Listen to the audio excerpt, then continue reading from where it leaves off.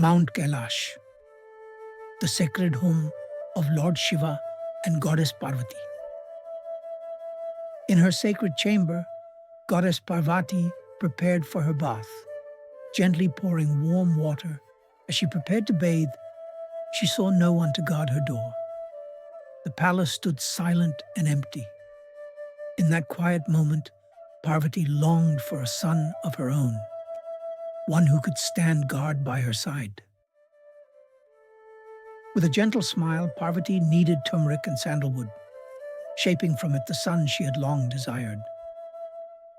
From her hands, the sacred paste took form, and before her stood a radiant young boy.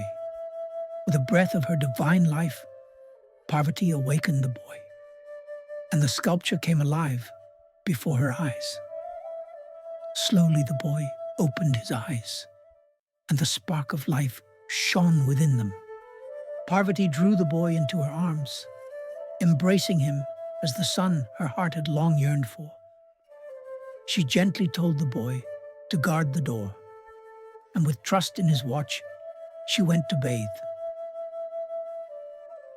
As the palace lay guarded, Lord Shiva returned home, unaware of the boy at the door.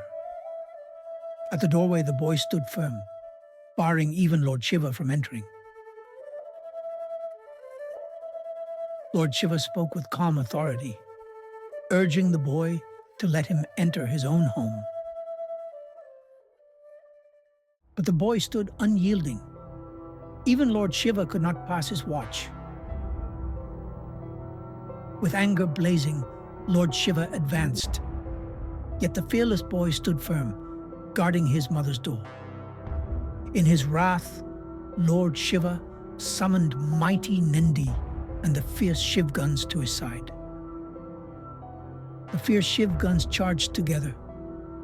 Yet the boy fought bravely, holding them all at bay. Defeated and broken, the Shiv guns fled in fear, unable to withstand the boy's divine strength. Trishul met spear in a clash of thunder, as Lord Shiva and the fearless boy fought with divine fury. The battle raged on with thunderous force, their weapons clashing in sparks of fury. At last, with a final strike, Lord Shiva's Trishul fell, and the brave boy's head was severed. The boy's lifeless form lay still. His radiant aura, once bright, now faded into silence. Parvati entered the courtyard. Her heart shattered as she beheld her son lying headless before her. She sank to the ground in sorrow. Rivers of tears flowed as she mourned her beloved son. From her tears rose a storm of fury.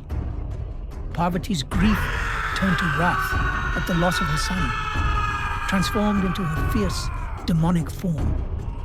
Parvati unleashed her fury, shaking the very universe with destruction. Then, in radiant light, Lord Brahma appeared. Gently he calmed Parvati, pleading for the destruction to cease. Heeding Lord Brahma's words, Parvati returned to her gentle form. Yet her heart remained heavy with the loss of her child. With head bowed, Lord Shiva approached Parvati, humbly seeking her forgiveness for their son's fate. Lord Brahma spoke with compassion, telling Shiva and Parvati that there was a way to restore their son to life. Lord Brahma then instructed Shiva to bring the head of the first living creature found upon the earth.